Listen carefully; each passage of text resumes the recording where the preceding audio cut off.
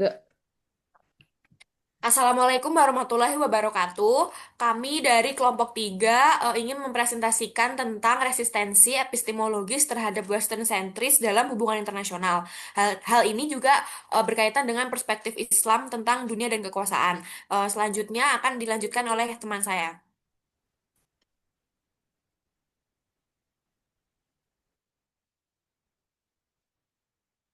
Perkenalkan, nama saya Jazzy Kotius Sauna. Di sini saya akan menjelaskan mengenai latar belakang masalah. Jadi di dalam hal itu ada peristiwa yang namanya Western centrism. Centrism ini sendiri dapat dipahami sebagai pandangan yang menempatkan ide-ide atau pendekatan Barat sebagai pusat dan acuan dari sesuatu. Terus di dalam hubungan internasional ini adanya Western centrism terjadi karena yang pertama itu adanya dominasi teori-teori dan pendekatan Barat yang muncul. Dan selain itu juga ada faktor sejarah yang mempengaruhi. Lalu teori-teori atau arus-arus utama yang ada di hubungan internasional itu semuanya berasal dari Barat seperti realisme dan liberalisme yang lahir dari pengalaman politik Eropa. Kemudian selanjutnya Selanjutnya ada kritik terhadap Western centrism. Yang pertama itu teori Barat tidak bersifat universal. Karena adanya peristiwa Western centrism tadi, semua teori atau semua pendekatan yang berasal dari Barat itu dianggap berlaku di seluruh negara. Padahal kenyataannya tidak begitu. Asumsi dasar bahwa negara adalah aktor utama, kekuasaan, dan anarki menentukan perang dan damai itu tidak selalu berlaku di negara-negara, terutama negara-negara global South karena ada faktor lain yang menentukan hal tersebut. Kemudian yang kedua ada pengalaman non-Barat yang diabaikan. Karena kebanyakan negara-negara non-Barat itu memiliki karakteristik yang berbeda, sehingga ini tuh tidak berlaku pendekatan-pendekatan atau teori-teori dari Barat itu tidak berlaku di mereka. Mereka itu memiliki karakter politik yang berbeda karena dipengaruhi oleh kolonialisme, peran agama, komunitas atau kekerabatan, dan konflik internal, sehingga mereka itu tidak mengikuti negara-negara barat yang cenderung sudah stabil pada saat itu. Kemudian yang ketiga ada teori barat tidak mampu menjelaskan dinamika lokal. Dinamika apa saja? Dinamika ini tuh seperti perang saudara, politik identitas, gerakan resistensi, jaringan diaspora, dan juga peran aktor negara.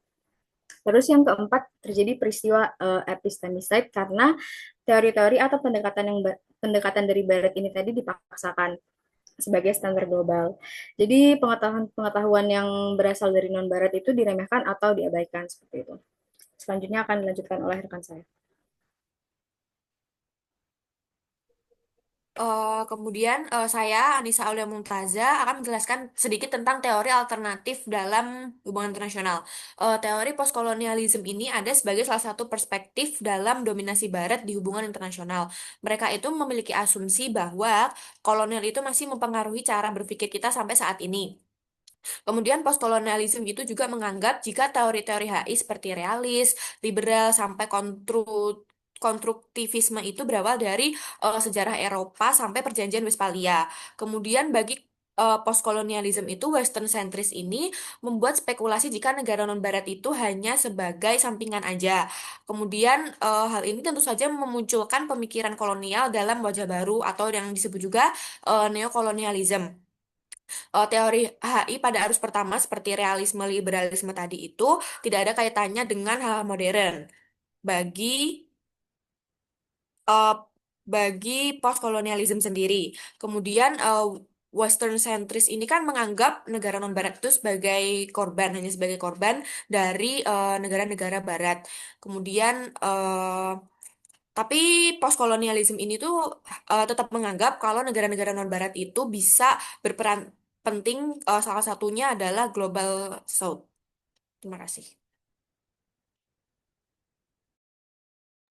Perkenalkan, saya Sherly Febian Kurniasari dengan NIM 24323081.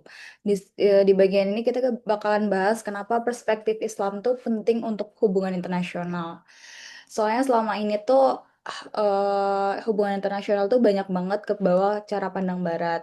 Padahal di dunia Islam juga ada pengalaman, nilai, dan cara berpikir yang beda. Jadi yang pertama tuh ada pengalaman historis yang berbeda dari Barat. Dari zaman dulu dunia Islam tuh udah punya hubungan antar wilayah yang luas, bahkan sebelum konsep negara modern muncul. Kayak contohnya pedagang Arab dulu bisa keliling dari Timur Tengah sampai ke Asia Tenggara tanpa batasan negara kayak sekarang. Mereka juga udah saling tukar barang, budaya dan informasi. Itu sebenarnya udah kayak hubungan internasional, cuman berbentuk beda. Nggak pakai paspor atau perjanjian formal kayak sekarang. Terus yang poin kedua yaitu pendekatan yang lebih kolektif terhadap hubungan internasional. Di Islam tuh ada namanya konsep ummah yang intinya berpikir kita bukan cuman individual atau negara mereka sendiri.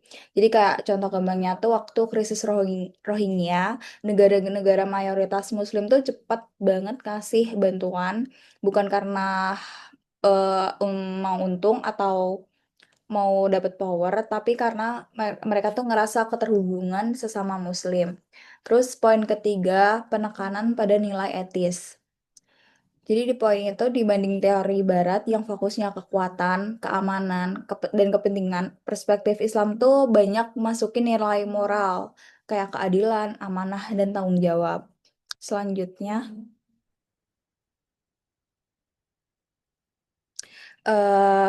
poin keempat itu mengisi kekosongan dalam teori Barat. eh Teori Barat tuh kan punya kayak blind spot, misalnya mereka jarang bahas peran agama, nilai, dan komunitas. Kayak contohnya realisme itu negara mau aman, atau liberalisme tuh negara mau kerjasama. Tapi dua-duanya tuh sering lupa untuk nyantumin faktor masyarakat, solidaritas, dan moral. Terus yang poin kelima, bagian dari upaya mengurangi Western centrism. Jadi di poin ini ketika perspektif Islam masuk ke HI, dunia akademik jadi lebih beragam. Kayak kita nggak cuma ngikutin cara Amerika atau Eropa melihat dunia, tapi kita juga bisa paham kenapa kawasan-kawasan tertentu bertindak dengan cara tertentu. Sekian, selanjutnya akan dijelaskan oleh teman saya.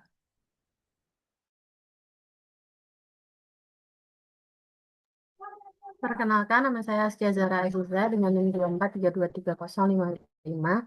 Saya akan menjelaskan konsep kunci epistemologi Islam secara internasional. Yang pertama ada ummah. Dalam epistemologi Islam, konsep ummah menjadi dasar untuk mempertanyakan dominasi perspektif Barat.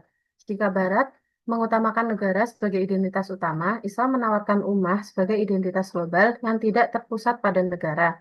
Cara pandang ini juga memberikan alternatif terhadap teori-teori seperti realisme dan liberalisme yang muncul dari pengalaman sejarah Barat. Yang kedua ada keadilan atau adil. Epistemologi Islam menempatkan etika sebagai inti dalam memahami kekuasaan, berbeda dengan realisme yang melihat kekuasaan sebagai tujuan. Islam memandang kekuasaan sebagai amanah, artinya kekuasaan hanya sah digunakan untuk mewujudkan keadilan. Karena itu, Islam menolak dominasi, persaingan yang tidak seimbang, dan ketidakadilan struktural. Yang ketiga ada harmoni atau keseimbangan. Konsep ini menekankan pentingnya keseimbangan dalam interaksi antar aktor. Islam melihat konflik sebagai bentuk penyimpangan dari keseimbangan tersebut melalui prinsip tawazun dan wasatiyah. Harmoni menjadi kritik terhadap struktur global yang hierarkis dan penuh dominasi. Pendekatan ini sekaligus membuka peluang untuk membangun tatanan dunia yang lebih stabil dan damai. Selanjutnya akan dijelaskan oleh teman saya.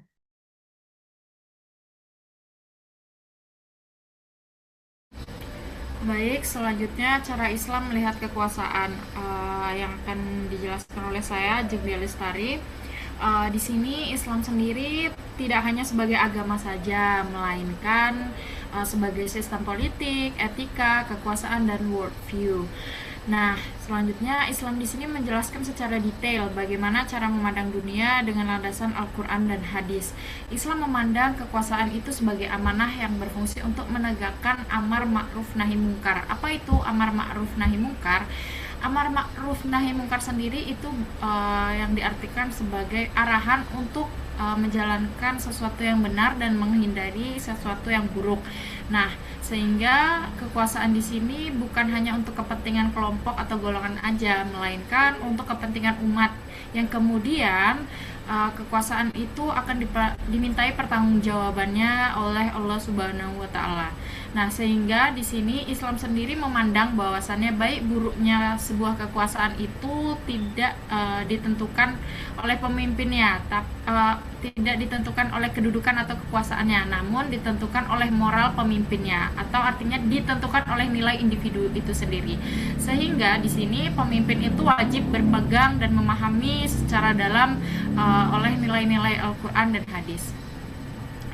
Selanjutnya kesimpulan. Nah, di sini kesimpulan dari diskusi kami yakni adalah hubungan internasional sendiri dikaji masih didominasi oleh Western centrism, di mana pandangannya menempatkan pengalaman dan pengetahuan Barat sebagai standar universal, sehingga konteks non-Barat itu sering terabaikan sebagaimana Islam itu sendiri.